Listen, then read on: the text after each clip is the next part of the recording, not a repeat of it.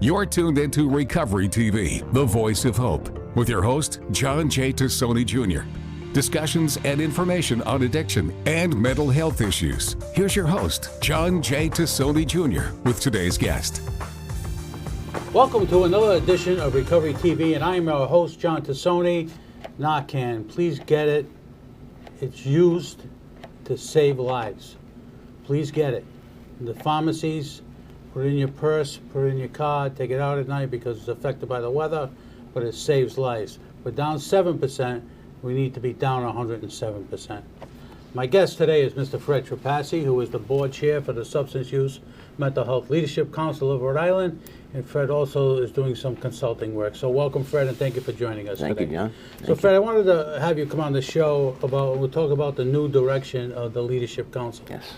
You want to give us a little bit of overview of what Sure. you're doing? John, I mean, and I have to say, John, doing a fabulous job. Thank you. I've been with the Leadership Council, SUMLAC, since its inception back in the days of DATA, the 1990s, early 2000s. And really what we're focusing on now as an organization is training. We have a tremendous training program that you've just put in place. We've had as many as, and it really caters to and serves independently licensed professionals, other mental health and substance abuse. I mean, we've had as many as 50 people participating. We've broken all kinds of records. So the training has really become part of our mission statement at this point, and something that I think we're going to be growing in the next couple of years. We're also looking to grow our membership. We're looking at associate members. We're looking at independently licensed clinicians, people who not only feel, or organizations that not only feel like they could use the support of the Leadership Council and the great work that it's doing, both on the state side at the State House, as well as in the communities, and in obviously the treatment organizations, but also that we can also learn from and be supported by them. So I think that's really exciting because it's something we haven't really done in the past outside of our membership. And then we're looking at other organizations that would look to either merge with the Leadership Council or serve with us, partner with us. And then obviously we do recovery. September is Recovery Month, so we'll be at the rally. We have an event on June 3rd at the State House. So a lot of good things. I mean, we've really, again, under your leadership, really are taking the Leadership Council in a direction where I think it's going to be far more valuable to people in the treatment community, both the people who utilize the services as well as the people who provide the services. Yeah. And I think it's very important for people to know that these folks that do this type of work, they need their CEUs in order to maintain their license. It's essential. Which is very important, because if you don't have enough CEUs, obviously you can't hold a license. So it needs to be done. And we need to get more of these professionals in the workforce right now. We're low. For some reason, we're low. We need to stop building up.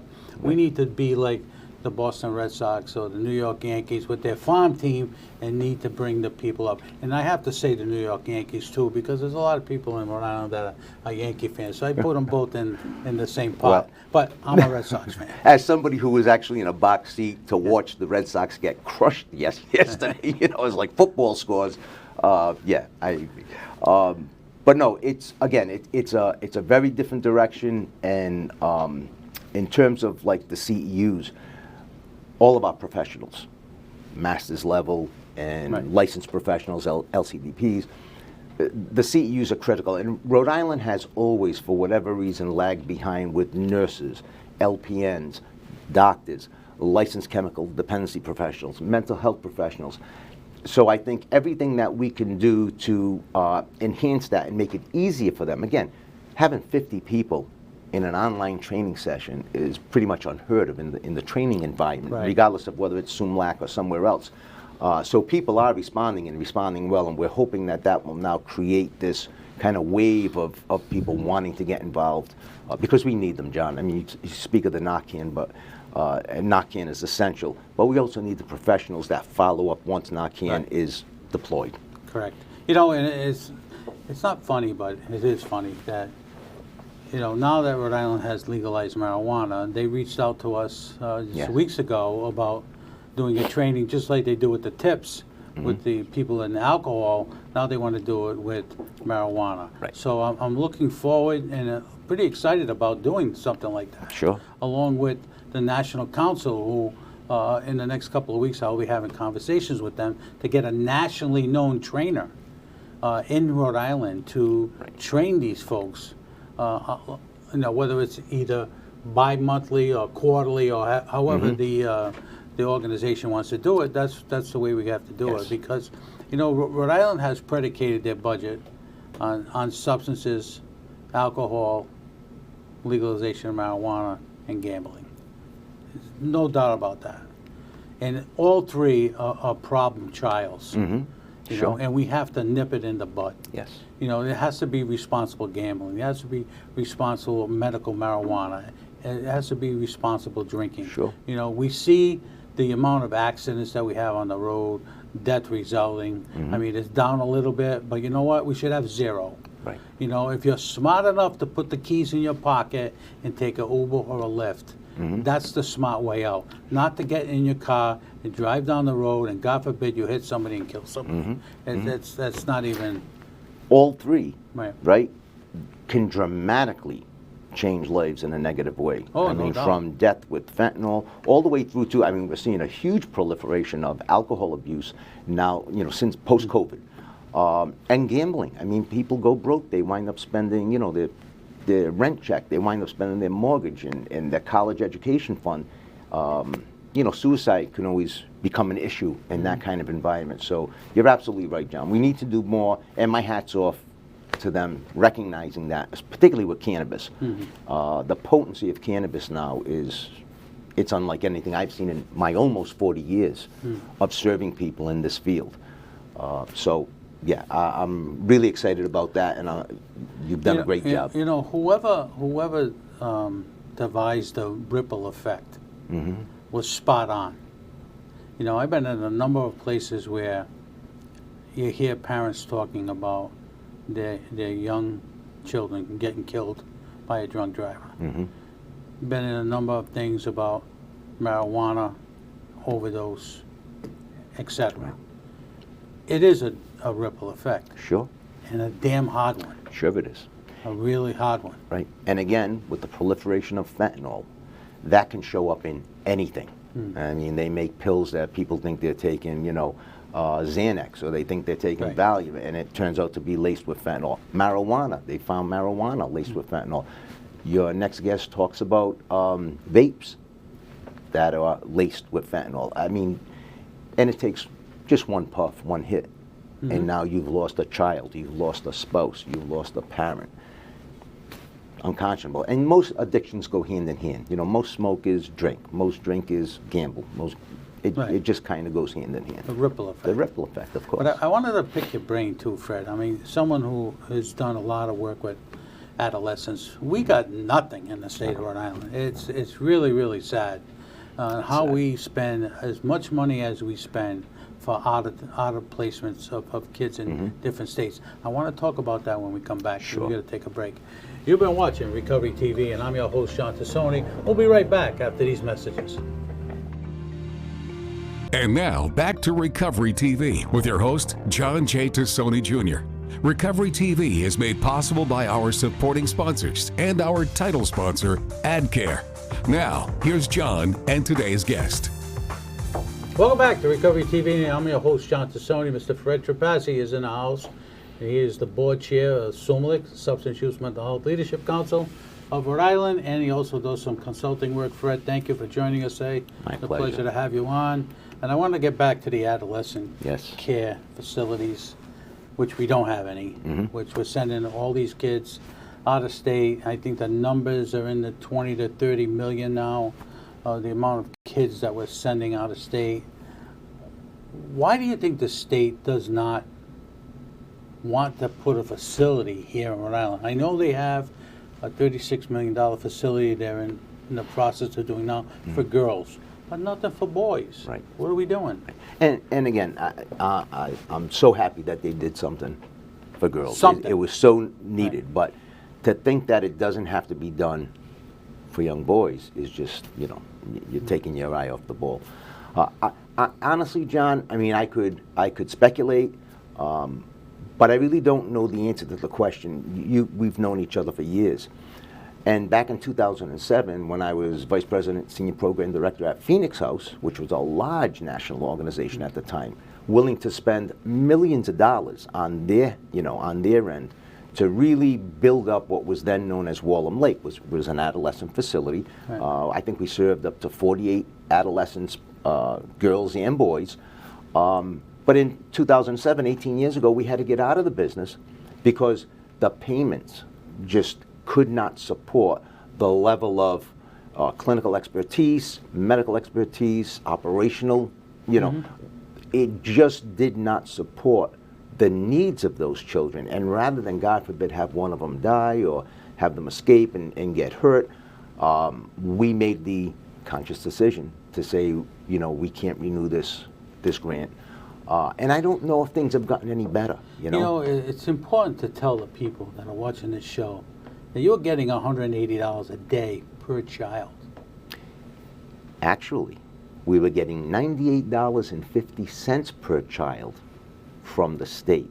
It was through Medicaid at the time, and it would only pay for the treatment. It wouldn't pay for the overhead, the cost of housing them, feeding them, taking them out on activities, medical, all of that stuff. And then, yes, the state did supplement it through a contract, but again, $180 a day, even back then, didn't come close. And when you layer on top of that, and this is not, I'm not saying this in a negative way at all, but when you layer on top of that, the regulations, far different with a minor than with an adult, like the things that you need to have in place for minors. It's just a bridge too far, and I think that's why the last go-round, the last solicitation that the state put out for adolescent services, I don't think has been responded to yet, because, people crunch the numbers, and there are a lot of people. I used to ask clinicians all the time, why work with adults and not adolescents, or why work with adolescents and not adults? So many professionals out there would love to be working with children and adolescents. They would absolutely love it, but everything goes up. The cost of everything, their insurance, their liability, everything goes up, and no one wants to pay for that. Except their pay, no one wants to pay for that. And what we spend to send them out of state, I just think that's a travesty, that we don't do it here. Just take those dollars and do it here at home. Well, I think it's important for the viewers to know also, me and you went to see the secretary at the time, and they were so kind, and they wanted to give us $20 more. Right. Remember that? I do. I absolutely remember that. You had to respond to Phoenix House in New York and said they only want to give us 20, and then what did they say? Right. Close it down. We can't do it. Close it down. We can't do it. So we took the next 6 months at a loss. Right. To make sure that all of those children were placed appropriately, or adolescents were placed appropriately, and we shut the program down. And again, even Corkery House, same thing. I mean, there were good organizations out there in the early 2000s that, because they couldn't receive the support, they closed. And now what? And now what? Now what do you do? Now we're spending millions where we could. Right. And I say this all the time. Every dollar that's spent in Rhode Island goes around 7 times. And I'm not an economics major. Right. And every dime you spend out of state goes around 0. So who's the winner? Right. And we just had that experience at the Leadership Council as well, right? For one of our grants. Right. Yeah. Look, I'm a father. You're a father. We're both grandfathers, grandparents. What could be more concerning to us than, because look, it's the disease of addiction, mental health issues. They take no prisoners, number one, and number two, it's not about socioeconomic class or what you do for a living or what you did growing up. It is an equal opportunity, right? Disease. So we all have those concerns, and to know that there's really no support here. Try and find a psychiatrist or a psychologist. Forget about actual programs that serve adolescents. Try and find a psychiatrist or a psychologist to treat a 7-year-old, an 8-year-old, a 14-year-old, 17-year-old. Months. It's not even months, Fred. We had someone on a few weeks ago who was a psychiatrist. 1 year wait. Yes. How can you help somebody? Right. With a 1 year wait. Right. And what I tell people all the time is that they're going to end up on Medicaid. Yes. And Medicare. Yes. Because the disease is going to get worse. They're not going to be able to go into the environment that you and I go in as a business or go to Right. school and stuff like that. It's a perfect storm for these poor kids. Exactly. And You God know? forbid something worse happens to Correct. them, because we all know that story. Right. You know? Yeah, So, it's unfortunate. So I don't know where we're headed. You know, you've been in this business for 40 years. Have you ever seen it this bad? Never, never, never. And to be quite honest, you know, we're talking about 2007. I couldn't see it getting worse at that time. We felt terrible about the actions we had to take, but I could not see it getting worse. John, it's so much worse today than it was then. There's literally nothing for adolescents. So, as a board chair and a consultant, what's your answer? What's your answer to all this?